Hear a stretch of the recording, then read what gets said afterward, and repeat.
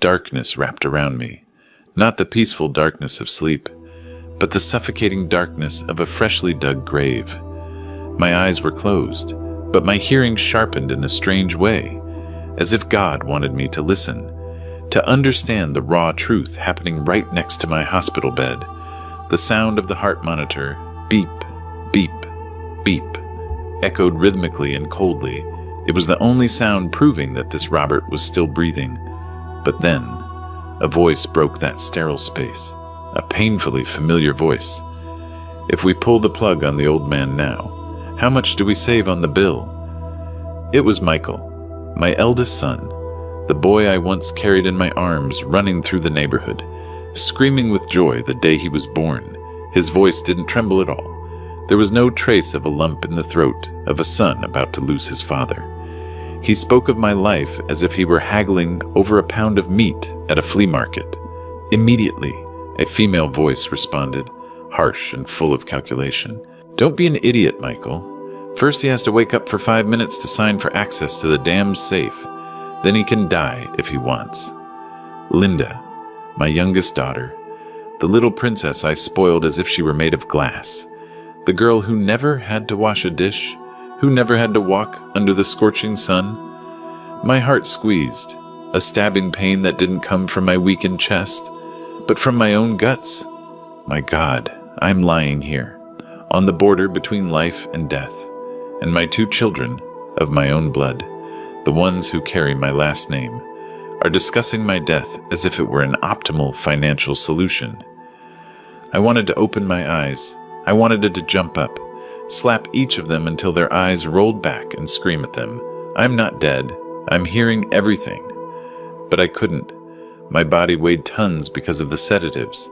Although my mind was more awake than ever, I had to endure. I had to stay still, because this cruel play was just beginning. "But look at him," continued Michael, with a voice full of boredom, with all those cables and machines. "The doctor said stage 4 heart failure. Even if they save him, he will only live a few months more. All drugged up, expenses on medicines, expenses on nurses. Do you plan to take out of your pocket to support him?" "Out of my pocket what? His fortune is enough to support the whole city," Linda hissed, while the sound of her heels hit the floor. Click, click, impatiently. "The problem is that he hasn't passed the restaurant chain to our name. Attorney Thompson said that if he dies without a clear will, Matthew also gets a part. Do you want to share the money with that bastard?" "Don't even mention it. It makes me sick," Michael spat. My tears welled up, hot, rolling down my temples until they soaked the pillow. Luckily, in the dim light of the intensive care unit, they didn't see them. Or maybe they did see them, but they didn't care. I clenched my hands under the thin sheet, blood boiling. All my life, Robert Miller, fought against poverty, against ruthless competitors to build the empire. Robert's famous grill. I never knelt before anyone. But today, I have been brought down by my own creations. Before we continue, subscribe to William's Revenge Stories channel and tell us where you are listening from in the comments below. The door of the room opened with the slight hiss of pneumatic hinges. A gust of cold air entered, bringing with it the strong smell of antiseptic. It was Dr. Davis, not only my treating physician, but my old friend and confidant for 30 years. I felt his steps approaching the bed. He made the movement of checking my eyelids, and in that brief instant, I saw his discreet wink. The plan had been activated. The situation is very grave. Dr. Davis's voice lowered in tone, serious and urgent. He turned towards my 2 children. "Mr. Robert needs surgery to replace the heart valve immediately. If we don't operate in the next 4 hours, his heart will stop beating forever." I heard Michael let out a snort, not of concern, but it sounded like the sigh of someone who has just been assigned more household chores. "Well, operate on him. Why are you telling us?" "The old man has VIP insurance," said Michael with indifference. "That is the problem." Davis glanced at the medical file. The sound of paper rustled firmly. "The insurance company refuses to pay due to some exclusion clauses. related to undeclared pre-existing conditions. Besides, Mr. Roberts' bank accounts were frozen this morning by the IRS for an investigation. "What?" shouted the two voices in unison. This time there was real emotion, panic over money. "You mean the old man right now doesn't have a single cent?" asked Linda, with her voice rising to a shrill pitch. "That is exactly how it is," replied Dr. Davis calmly, like a great actor. "The cost of the surgery is $50,000. The hospital requires cash or card right now to prepare the operating room. Rules are rules." A silence wrapped the room, a deadly silence. I held my breath waiting. "This is the final test. Please, children, say that you will take care of it. Say that money doesn't matter more than Dad's life." Michael cleared his throat. The sound of his suit fabric rubbing was heard when he crossed his arms. $50,000? Are you joking, doctor? The old man is filthy rich. He has millions of dollars in assets. And now you want the children to take out of their pocket to save him? Besides, who ensures he will live after the operation? "The success rate is 50-50, replied the doctor coldly. "There it is. See?" Linda jumped, shaking her expensive designer bag. "Spend $50,000 for a 50% chance? That is a losing investment.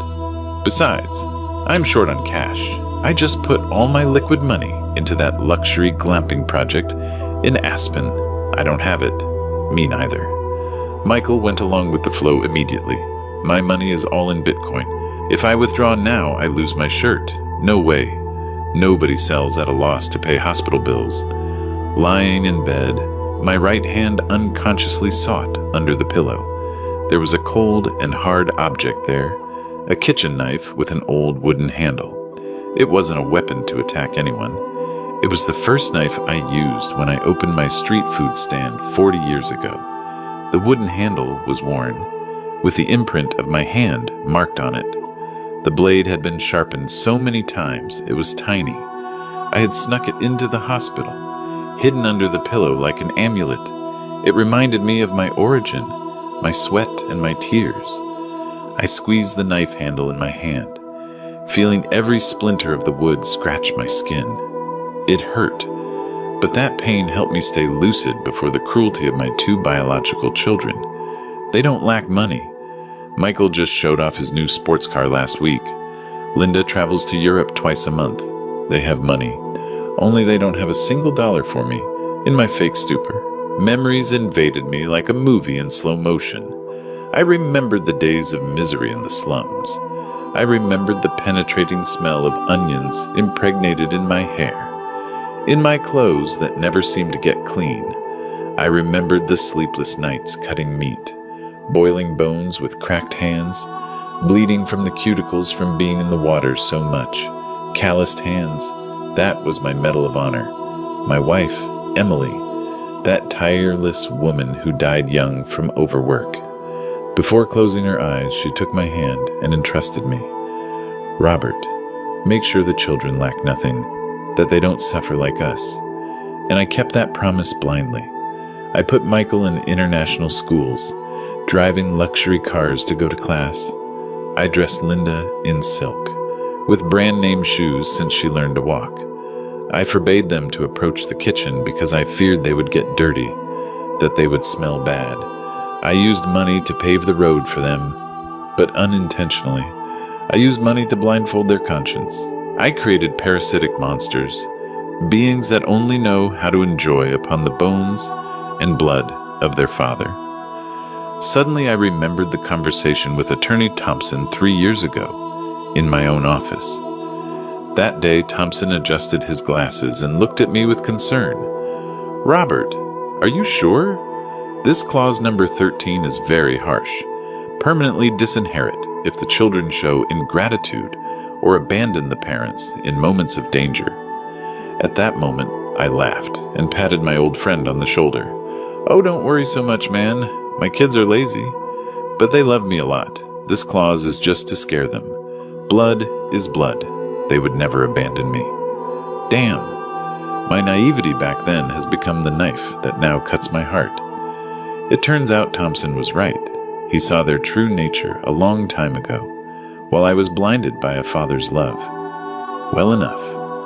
Michael's voice cut my memories. They were speaking between themselves, whispering, but loud enough for me to hear. Did you find the key? I already checked all the pockets of his pants and jacket, and nothing. Not yet, grumbled Linda. What if the old man hid it in his socks? Lift his leg to see. I felt Michael's freezing hand go under the sheet, touching my ankle. He wasn't checking if my feet were cold or swollen. He was just looking for the safe key. It's not there. Damn it, cursed Michael. Surely he gave it to the lawyer. Cunning old man. I stayed still, with my hand still clutching the wooden knife under the pillow. Yes, Dad is old, but he is not senile, my children.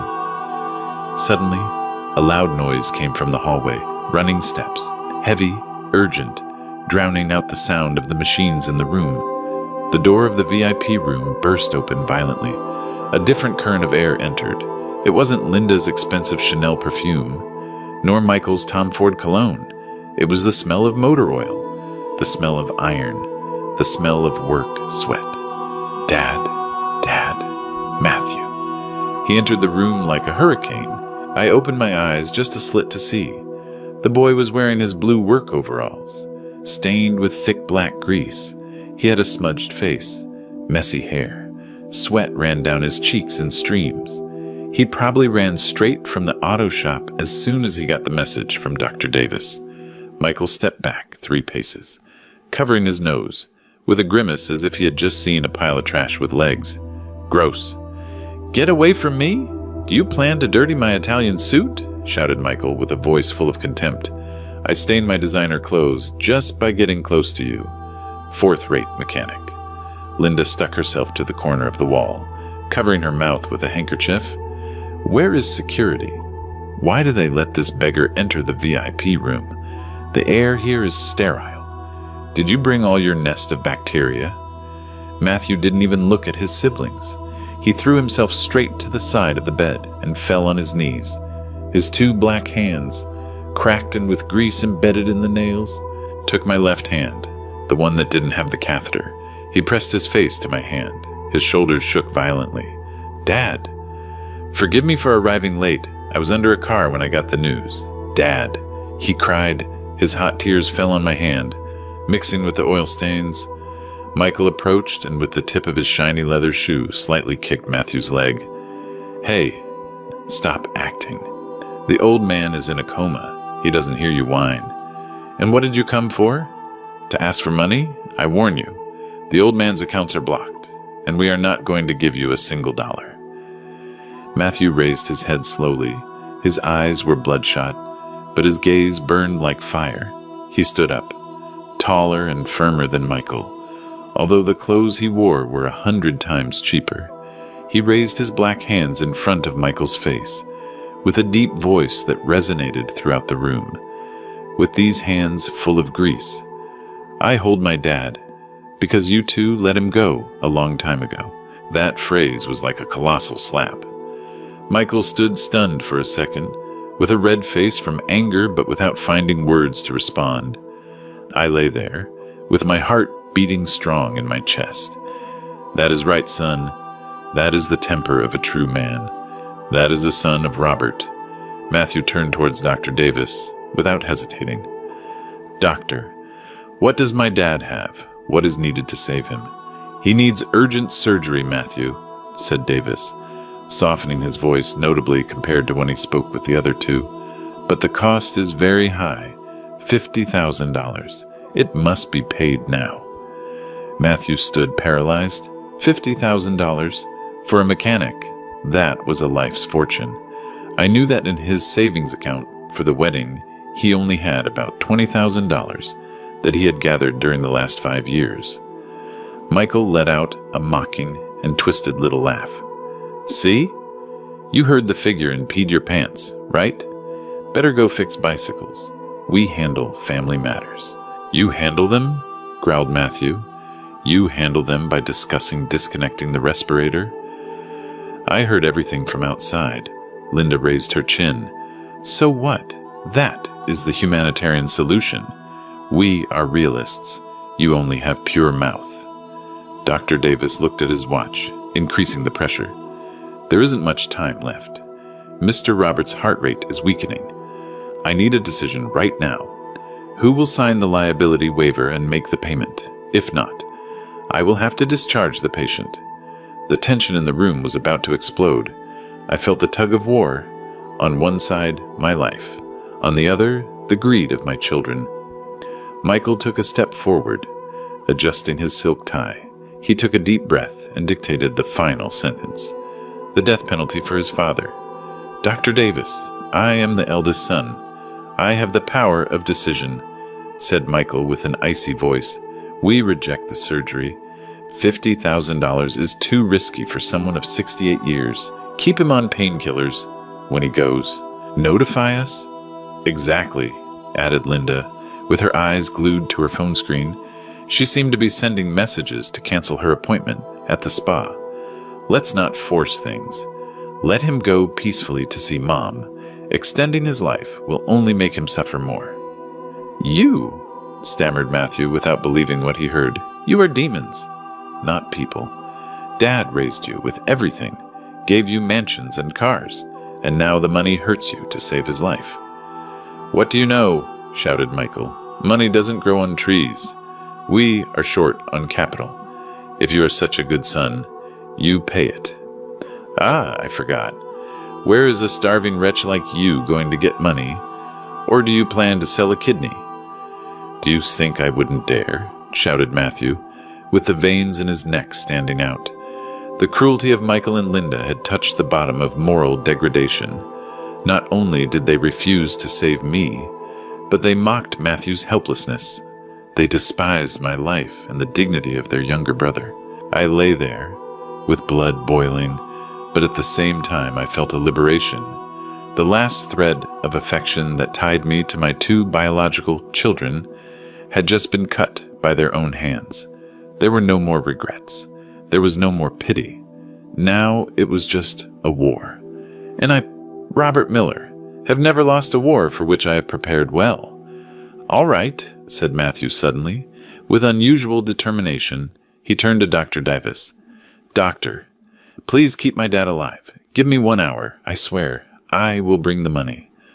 1 hour? The doctor frowned. Are you going to rob a bank? No. Matthew wiped his tears. His eyes shone with iron determination. I have a way. Please, doctor, do not disconnect the respirator. I beg you. He clasped his hands, begging the doctor, and then turned around and ran out of the room, leaving behind the mocking laughter of his siblings. I wanted to scream, Run, son, don't disappoint Dad. But I remained motionless, squeezing the wooden knife. The handle of the knife was hot in the palm of my hand, as if transmitting strength to wait for the outcome that was approaching. Matthew's silhouette disappeared behind the automatic door. The sound of his heavy steps faded until dying out, leaving the VIP room submerged in a suffocating silence. No, not exactly silence. It was an atmosphere thick with contempt and calculation. I was there, my chest rising and falling to the mechanical rhythm of the respirator. But my mind was running after my youngest son. What do you plan to do, Matthew? 1 hour? Are you going to ask for a loan from loan sharks? Or are you going to steal?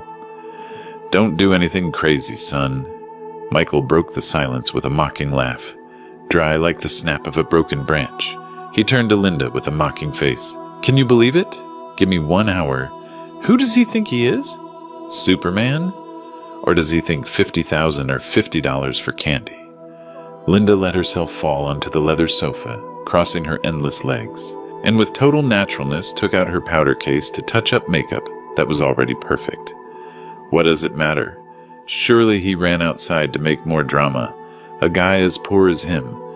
Who even thinks twice about an oil change? Where is he going to get $50,000 in cash?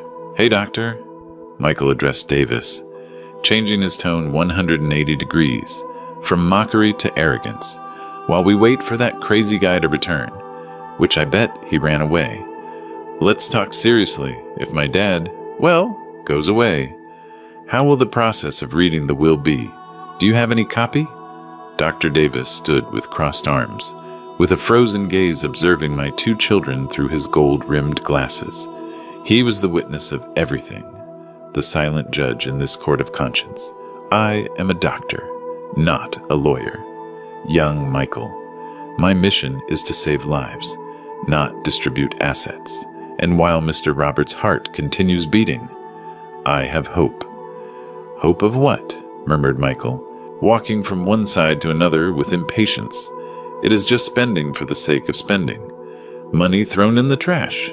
I heard every word, every syllable like needles sticking into my brain. Damn, my son doesn't worry that I die. He worries that I die without following protocol, that I die before signing the papers. He sees my life as a financial burden, an uncollectible debt that must be liquidated quickly.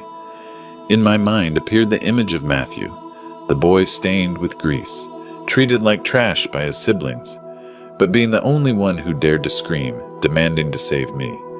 That contrast was so bitter that I felt like vomiting. On one side, silks and luxuries, but with a black soul. On the other, oil stains, but with a shining soul. "Hey," said Linda suddenly, with illuminated eyes looking at her phone. "What if we order food? I'm very hungry." This drama lowered my sugar. There is a luxury sushi place nearby that delivers to the bed. "Good idea," nodded Michael. "Order me an order of bluefin tuna sashimi, the most expensive one. Anyway, later when we get the old man's card, we pay with that." They were planning what to eat right next to their father's bed, dying without any respect, without any mercy. I closed my eyes tightly, swallowing my tears. Eat, children, eat until you are full, because this could be the last supper of the life of kings that you are enjoying. Time passed, every minute heavier. 30 minutes had passed since Matthew left. Michael and Linda's patience seemed to have run out. That guy is not coming back. Michael looked at his watch and clicked his tongue. He fled. Surely he got scared and ran away. Well, forget it. Linda got up and approached my bed. "Brother," the doctor went out for a moment. "What if?" We looked carefully again. I have the suspicion that the old man hides the safe key in his clothes. He is so distrustful that he doesn't even sleep. "Good idea." Michael smiled with malice. "Last check. If we find the key or some code, we leave. Let the hospital take care of the old man." And then I felt the grossest violation of my life. Linda's hand, with her long nails of elaborate manicure, went into the collar of my shirt, touching in search of a chain. She violently ripped the buttons of my pajamas, turning me over as if inspecting defective merchandise. No chain. Only this cheap red cord. Linda pouted. She ripped the red thread I wore on my neck, a lucky charm that Matthew's mom asked for me at church last year, and threw it on the floor as if it were trash. Further down, Michael started rummaging in the pockets of my pants. He squeezed every fold of the fabric, lifting the sheets. His hands were freezing, without a shred of family warmth. "Damn it! What is this hard thing under the pillow?" exclaimed Michael suddenly when his hand touched under my head. My heart stopped for an instant. The knife. He had touched my old kitchen knife. If he takes it out, he will see my madness. Or worse, he will use it to cut the last trace of respect. But, luckily, he only touched the wooden handle. "What the hell is this? A piece of wood?" Michael made a face, about to take it out. Just at that moment, the heart monitor alarm sounded. Beep, beep, beep. Non-stop. I'd held my breath on purpose, tensing my body to alter my heart rate. A little trick I learned in my meditation days. The old man is having an attack. Michael jumped from fright, withdrawing his hand as if he had been burned. Shit. "Don't die now. I haven't found the key. Call the doctor." "Call the doctor, quick," shouted Linda, but she backed away, moving from the bed, fearful that death would stick to her. Dr. Davis entered running. He looked at the monitor and then looked at me. I relaxed my body so the heart rate returned to normal. Although still weak, he understood the signal immediately. "Family members out. Don't touch the patient. "You are altering him," shouted Davis, pushing Michael away. Michael panted, touching his chest. We were just adjusting his pillow." "Liars," I shouted inside. "You weren't adjusting the pillow. You were digging my grave." In that moment, I realized a painful truth down to the bones. While a son, adoptive, ran against death, selling his own life to save me, my 2 blood children took advantage of my weakest moment to strip me of the little I had left. This betrayal was no longer a suspicion. It was irrefutable proof. It was the death sentence for paternal love, which I had tried to sustain for so many years. Exactly at minute 58, the door of the room opened wide once more. This time, Matthew didn't enter running. He entered walking, but with stumbling steps like a drunk. His breathing whistled heavily, as if his lungs were about to burst. Everyone in the room turned to look. Michael had a piece of tuna sushi in his hand and stayed with his mouth open. Linda choked on her half-drunk orange juice. Matthew approached Dr. Davis's desk. He said nothing. He simply dropped an old canvas bag on the table, the one he used to keep his wrenches.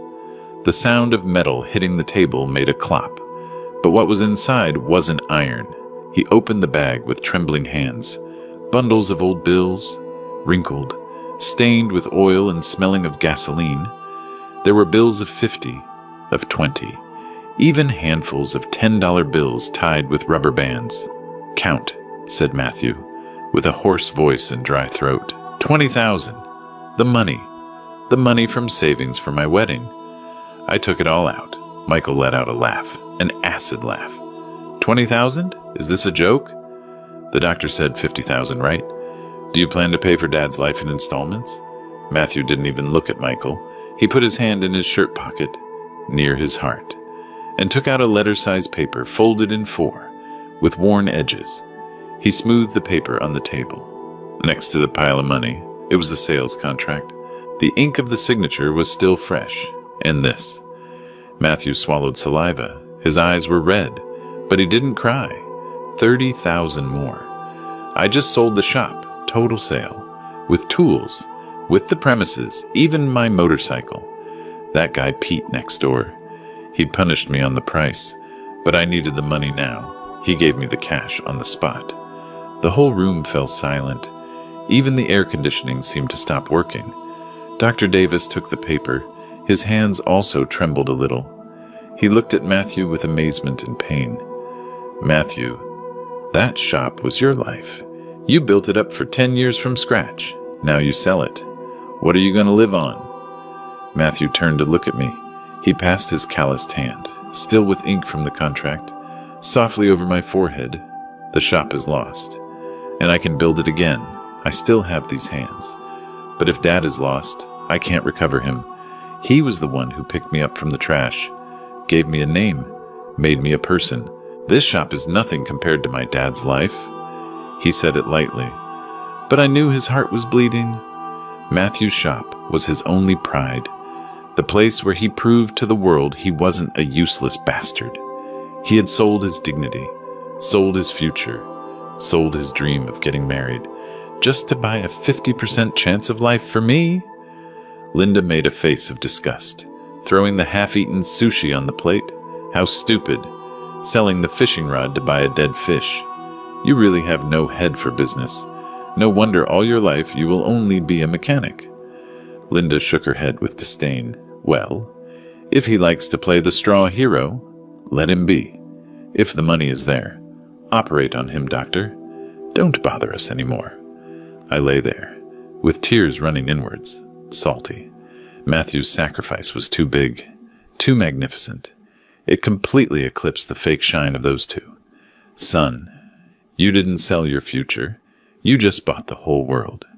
Very well. The money is complete. We will proceed with the surgery immediately, declared Dr. Davis with a firm voice, signaling the nurses to bring the stretcher. 2 robust nurses entered, disconnected the monitor cables, and changed them to portable equipment. My bed started rolling. Matthew held my hand tight, running next to the stretcher to the door. Strength. Dad, you promised to wait until I got married. You can't break your promise.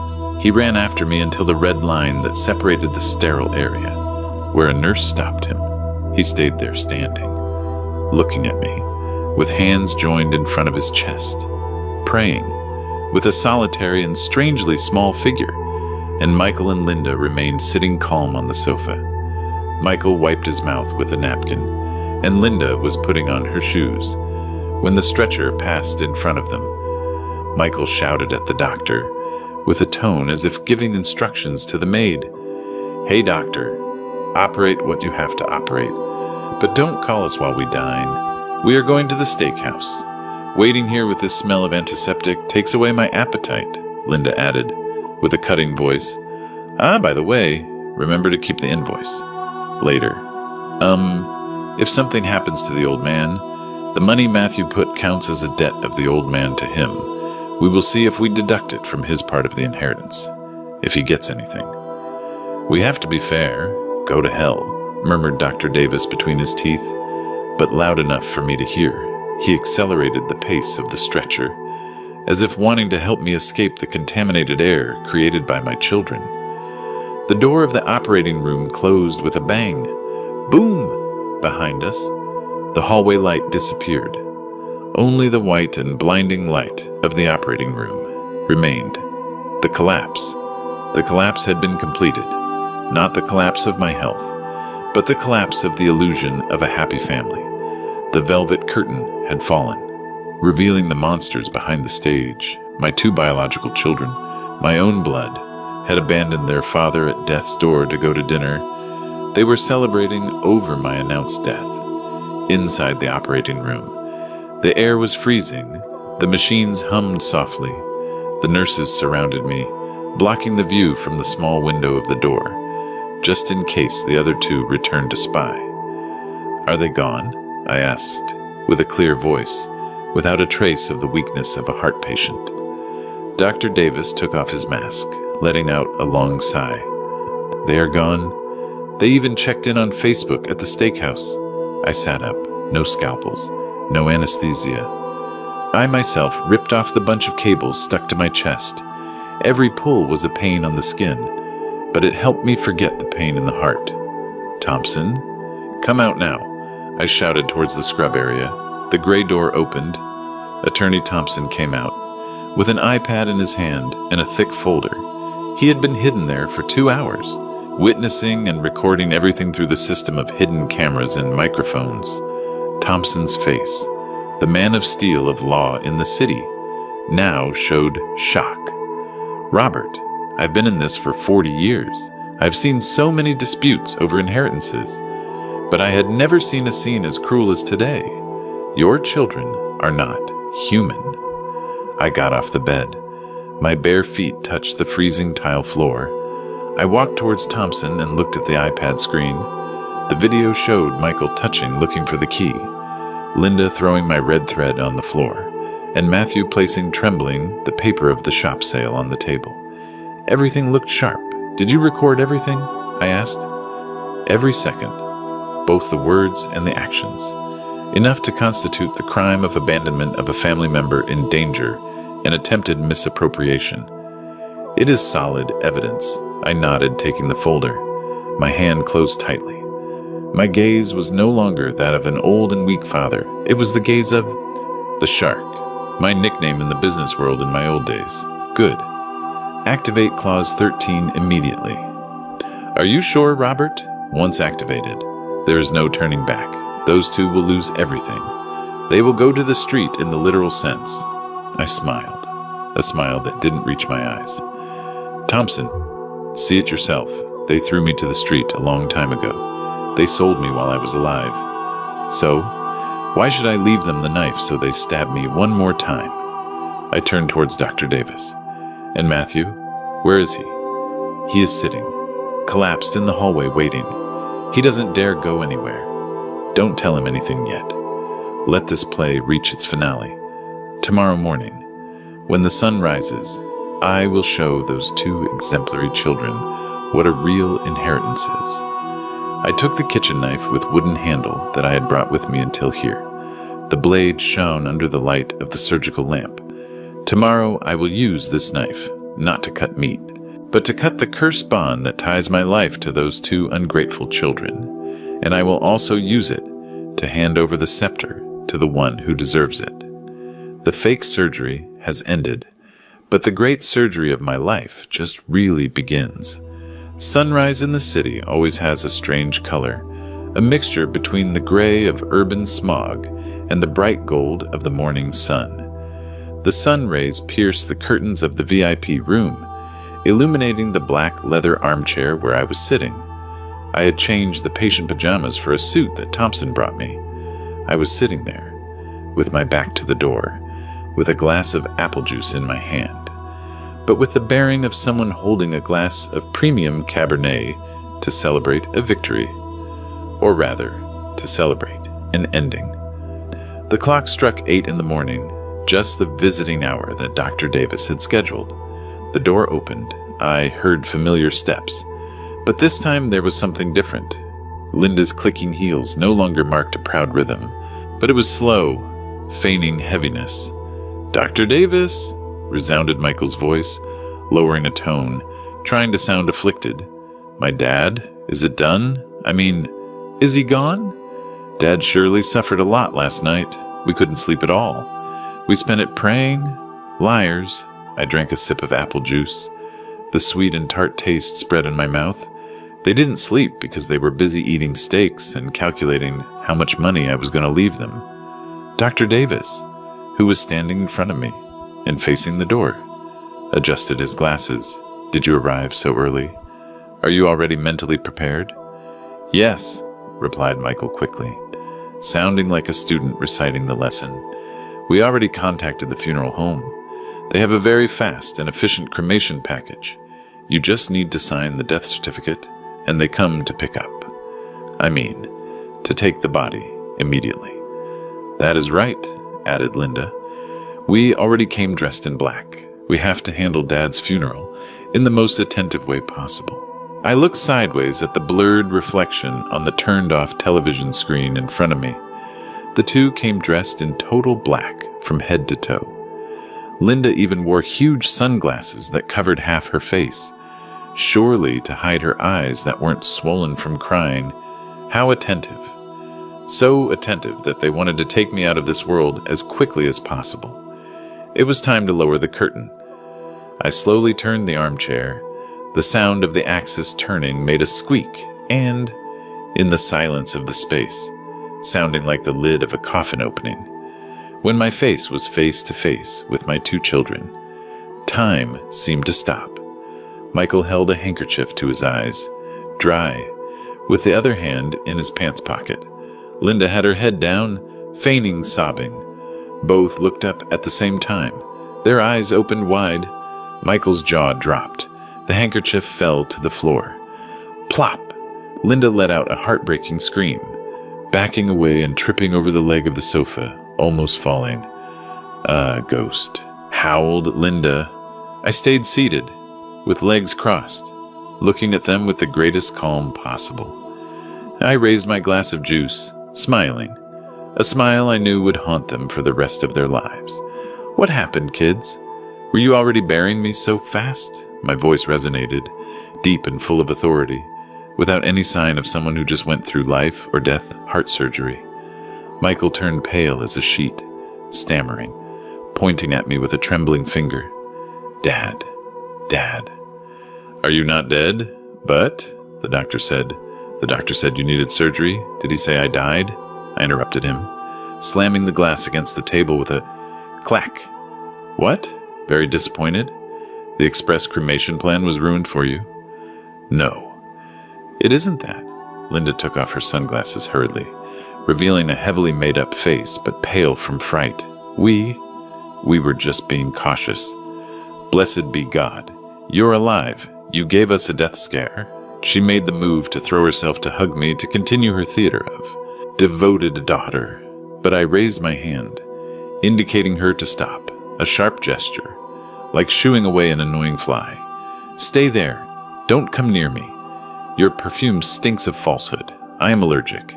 The air in the room was now colder than in the morgue. My two children stood stunned, not knowing what to do with their hands. They were trying to process the information. trying to search for a new script to cover up the funeral rush from a moment ago. Michael, with his scammer instinct, recovered faster. He forced a smile and took a step forward. Dad, always with your jokes. When we heard you were grave, we worried so much we lost sleep and appetite. As the doctor said, 50-50. We just prepared for the worst scenario. It is being realistic, Dad. Realistic? I let out a laugh, a dry and harsh laugh. The realistic thing is that you went to eat at the steakhouse while I was in the operating room. Right? Michael froze. He looked sideways at Dr. Davis. Davis just shrugged. Arms crossed and leaning on the wall like a loyal bodyguard. And the realistic thing is, I continued, hardening my voice, that you discussed disconnecting my respirator to save hospital expenses. You wanted me to wake up 5 minutes just to sign the damn paper to open the safe. And afterwards, if I lived or died, you didn't give a damn. Is it true or not? Linda paled. Her lips trembled. Dad, did you hear everything? Dad, but if you were in a coma, I'm old, my heart is weak. But I am not deaf, I roared, hitting the arm of the chair. I heard every word, every vile calculation you made.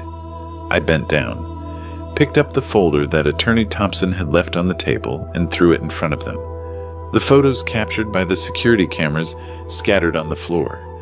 Photos of Michael checking my pockets. Photos of Linda checking my shirt collar. Photos of them laughing, leaving the room. Look well, I pointed at the photos. Is this how children treat their father when he is on the brink of death? Rummaging like vultures pecking at a corpse. Michael looked at the photos, and drops of cold sweat began to sprout on his forehead. He knew he could no longer deny it. The mask of pity had broken completely. He changed tactics, from denial to offensive, the nature of those who are cornered. It is okay. And so what if you heard, shouted Michael with a red face. Do you know the pressure we have? You lying there? The money frozen? How are we going to live? We also need money to maintain our lifestyle. $50,000 for an old man of 68 years is a waste. It is economic thinking. Economic thinking? I smiled with contempt. Then let me tell you about my economy. I stood up. Although the suit was big on me due to weight loss, my shadow on the wall remained huge, wrapping my 2 ungrateful children. Do you think I know nothing? Do you think because I am old, I am senile, and only good for watching TV at home? I walked slowly towards the window and opened the curtains. The light flooded the room, illuminating every speck of dust floating in the air, and also illuminating the fear in my children's eyes. Michael, I called him by his name, with a soft voice but sharp as a razor. Last month you said you needed $2 million to invest in the expansion of your ad agency, I suspected, and put a private eye to investigate, Michael started. Dad, you investigated me? I know you owe the cartel $3 million for soccer bets and losses in crypto. They threatened to cut your tendons if you don't pay before tomorrow, right? Michael collapsed. His legs turned to jelly. He clung to the edge of the table, not to fall face down. His darkest secret had been exposed. Dad, I swear I'm going to recover. And you, Linda. I turned towards my youngest daughter. Did you say you invested in land in Aspen? Lie. You burned all the money on Hermes bags and trips paying everything for young boys. Your credit cards are overdrawn for 3 months. The bank is about to seize your condo. Linda broke down crying. This time for real. She cried from fear. Dad, help me. The bank said they are going to seal my house next week. I don't want to live on the street. So that was it? I nodded, applauding slowly. Clap, clap, clap. It turns out you didn't want me to die just for greed, but because you are drowning. You needed my safe like a life preserver. I approached them, looking straight into their eyes to each one. Did you really believe my accounts were frozen?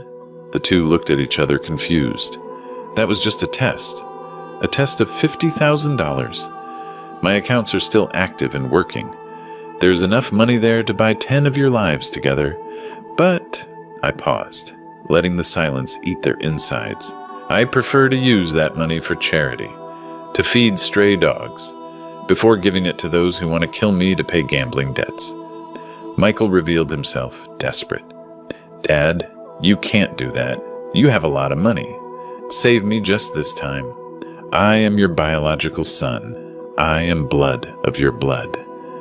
Blood of my blood? I made a grimace. My blood is not that cowardly. Just at that moment, the door of the room opened slightly. Attorney Thompson entered, followed by Matthew.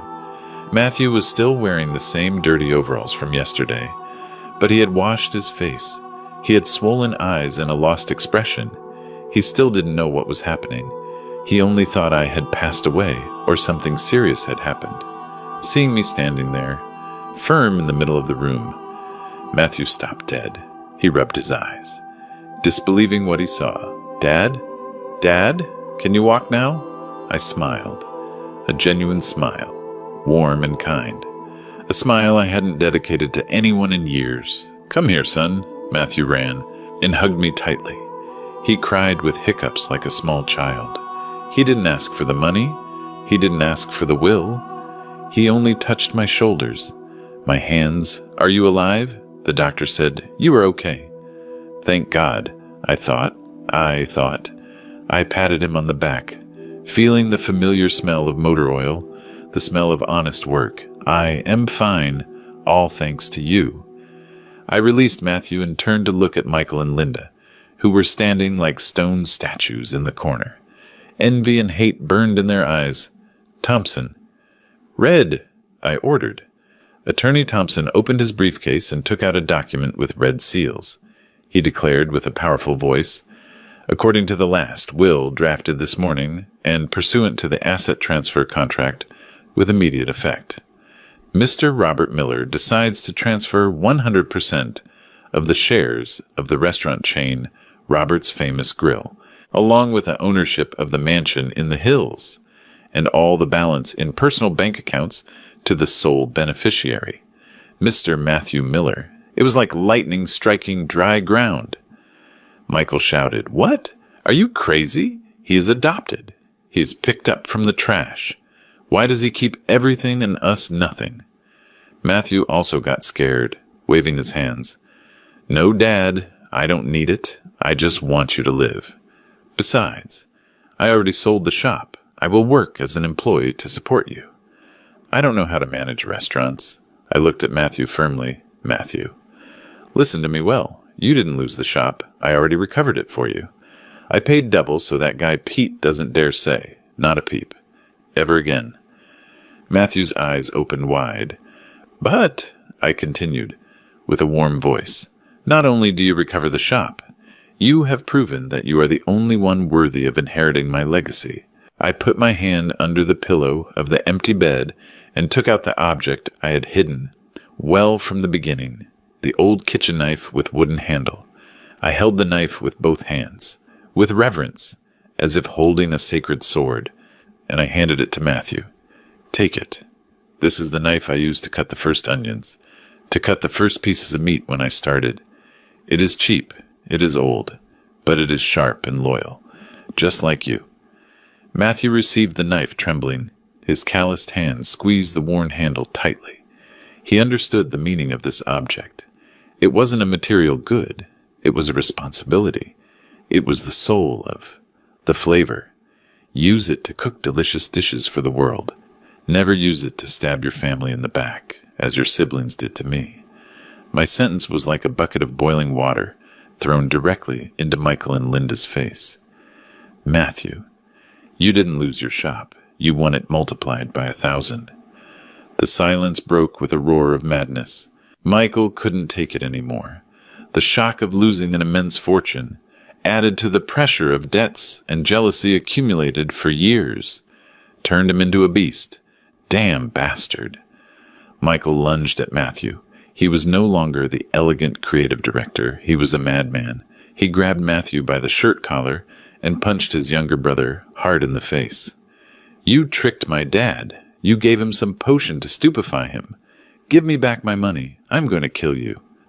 Matthew was taken by surprise. He staggered back, but kept the knife gripped tightly, pointing at the floor not to hurt anyone. He didn't return the blow. He only raised his hands to block. Michael, calm down. Calm down, my ass. I lost everything. Because of you. Because of you. Michael howled, grabbing the glass vase from the table with the intention of smashing it on Matthew's head. Stop, I shouted, trying to launch myself to stop him. But my health still didn't allow it, but I didn't need to intervene. The room door burst open. 2 huge security guards, whom Thompson had already placed outside, burst in. They took Michael down against the cold floor with professionalism. The vase fell to the floor, shattering. Crash! The pieces of glass flew, just like the pieces of this broken family.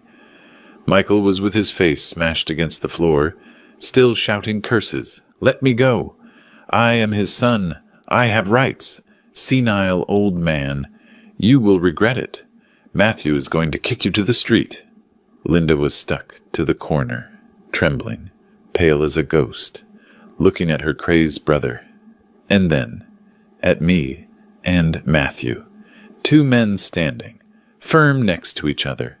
She understood the war was over, and the blood side had lost miserably against the side of strangers. I walked towards Michael, looking down at my biological son crushed on the floor. In my gaze there was no longer anger, only infinite pity.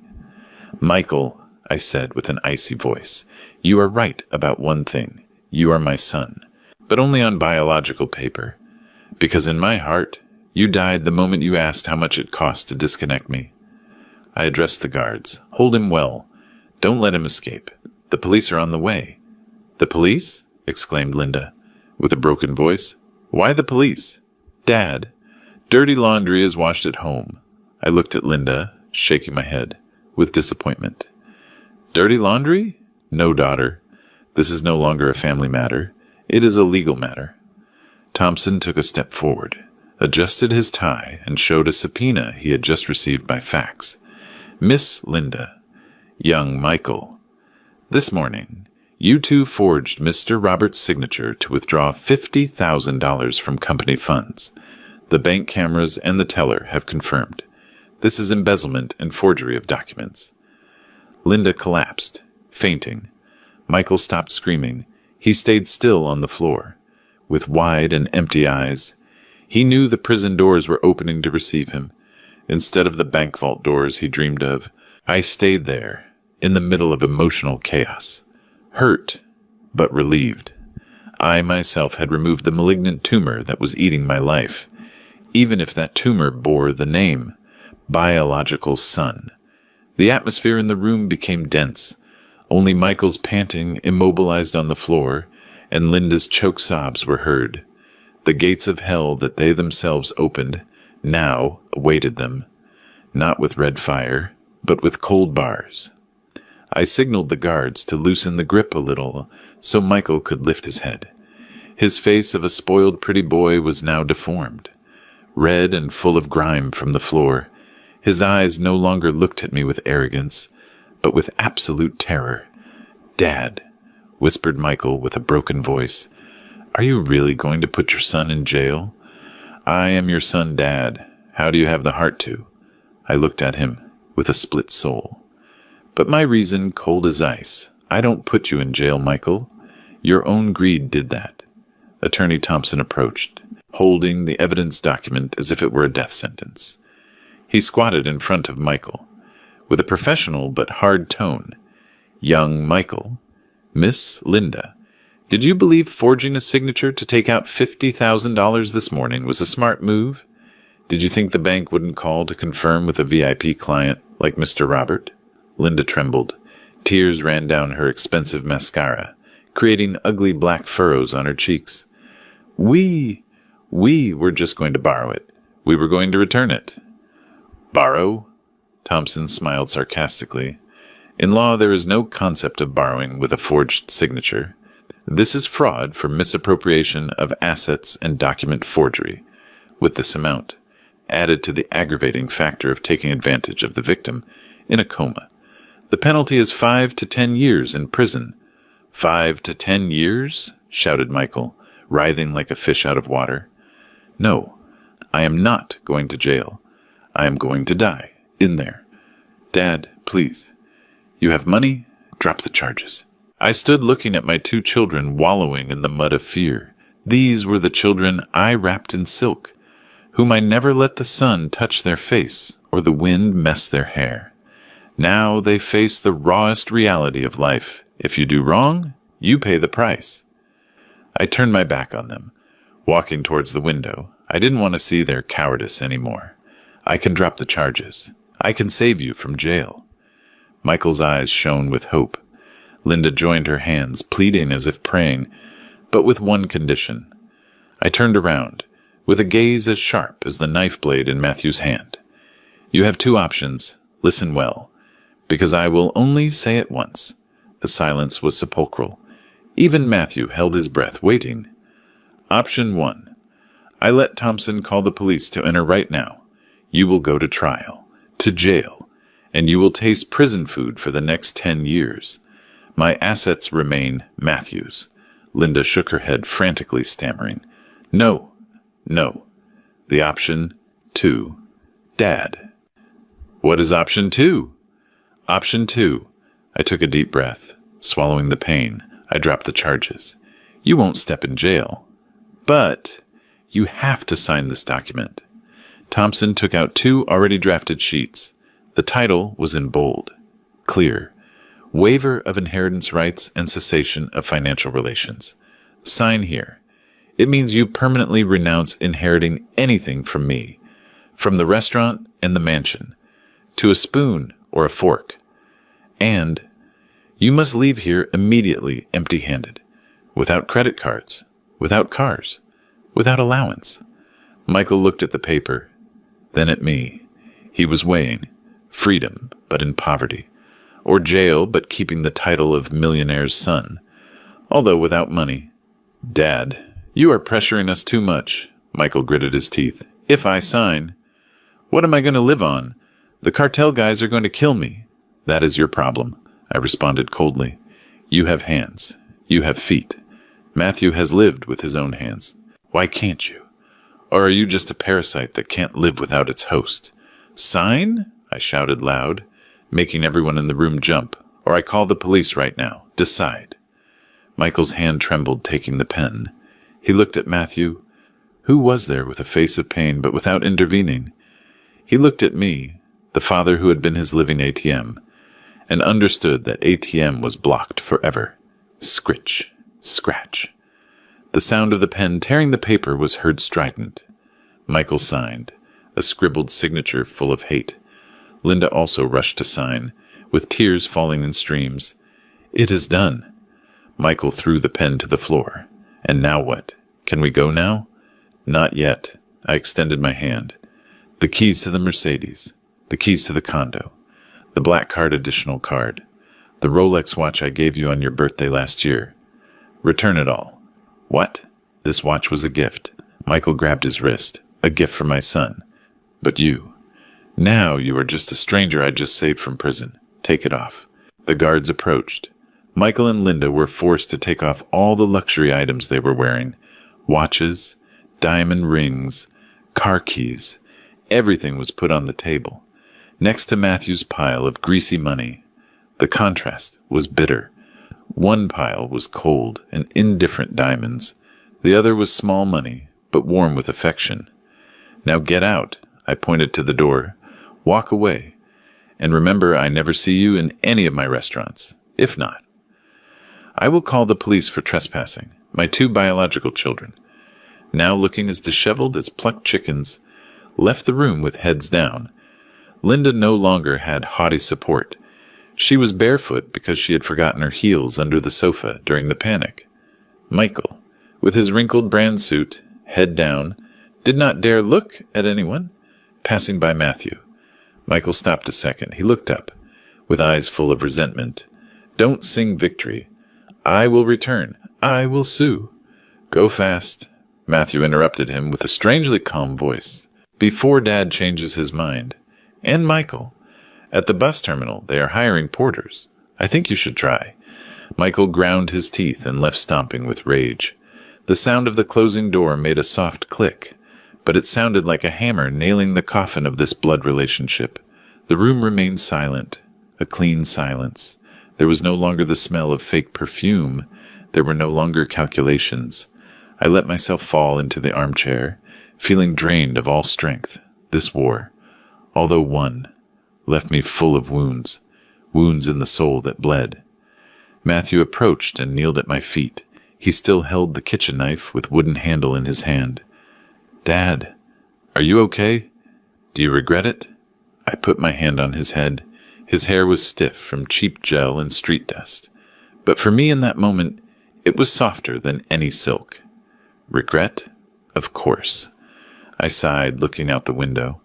I regret not having educated them well 20 years ago. I regret having let money rot their human quality. My tears welled up again. This time, I didn't hold them back. I cried for the failure of a father. I cried for the 2 wayward children who had just left my life to enter the weeds. Matthew cried too. He rested his head on my knee. "I am going to take care of you, Dad. I won't let you be sad." I lifted his face, using my thumb to wipe the tear mixed with grease on his cheek. "Don't cry, son. Men only cry when they chop onions. And since you are the future head chef, you have to get used to chopping onions." Father and son looked at each other and smiled, a crooked but warm smile. Outside, the sun was already high, casting bright golden rays into the room, dispelling the darkness of the long night. 1 month later, the restaurant Robert's Famous Grill, the main branch in downtown, shone with its lights. Customers entered and left, the sound of cutlery clashing, laughter. The aroma of the famous brisket filled the space. I was on the 2nd floor, in the management office with glass walls. Looking down, Matthew was in the open kitchen area. He wasn't wearing an owner's suit. He wore his immaculate white chef uniform, with his tall hat. In his hand, he had my old wooden handle knife, cutting beef agilely with the expert technique I taught him during the last month. He smiled at the employees. He greeted the customers. His eyes shone with joy. The staff respected him, not because he was my son, but because he was the one who arrived earliest and left latest, the one willing to roll up his sleeves to wash dishes if people were missing. I drank a sip of red wine. This time, it was real wine. Delicious. I approached the large floor-to-ceiling window, looking at the bustling street outside, across the street, opposite the elegance of my restaurant. There was a sleazy street taco stand, with grease smoke coming out in spurts, and there, I saw a painfully familiar image, a haggard man, with a filthy apron. He was bent over washing a huge pile of dishes in a tub of black water. It was Michael. He no longer had his groomed look. Messy hair. His hands that used to wear Rolex were now red from cheap detergent. He washed while the owner of the stall yelled at him for breaking a plate. Next to him, a girl served plates of hot tacos, sweating in streams that ran the cheap makeup on her face. Linda, a drunk customer, touched her bottom, but she only dared to dodge weakly, without daring to slap him like in the old days. She needed the tip. She needed the job to pay the rent of her miserable room and hide from debts. In the glass of my luxury restaurant, my reflection, an elegant and fulfilled old man, superimposed on the real image of my 2 biological children struggling at the bottom of society. Across the street, a picture of cruel but fair contrast. I didn't feel joy, nor did I feel like saving them. I only felt the calm of the law of cause and effect. Matthew went up to the office and saw me looking out. He also followed my gaze, seeing his siblings suffering. "Dad," Matthew hesitated, "what if we give them a chance, that they return as kitchen helpers? Look at them. They look pitiful." I turned around, looking at Matthew straight in the eyes. My gaze was severe but full of love. "No, Matthew. Don't take away the most valuable lesson of their lives." I pointed towards the glass. "They are studying university, son. The university called life. The tuition is poverty and humiliation. Only when they taste enough of that bitterness will they know how to appreciate the sweetness of money earned honestly. Helping them now is hurting them again." Matthew nodded. understanding. He squeezed the knife in his hand and returned to the kitchen. I stayed there a moment more, watching Michael drop a plate and how they deducted it from his salary. He looked up towards my restaurant, and his gaze met mine through the glass. In his eyes there was a late regret, the longing for the paradise he himself had set on fire. I closed the curtains, hiding that painful past. I turned around, walking towards the warm light of the kitchen, where my true son was creating dishes that brought happiness to people. I looked at the camera, breaking the fourth wall, saying the last words to the audience with a deep voice, slow, impregnated with the flavor of life and spicy like a habanero pepper. Sometimes, God takes away your blood children, not to punish you, but to leave room for the angels who do deserve it. And as for my 2 children, destiny charged for me the debt I never had the courage to collect, in the end. The price of their blind ambition was losing the rest of their lives. The screen goes dark. Only the sound remains. Tss, tss, cheerful of the meat grilling on the coals.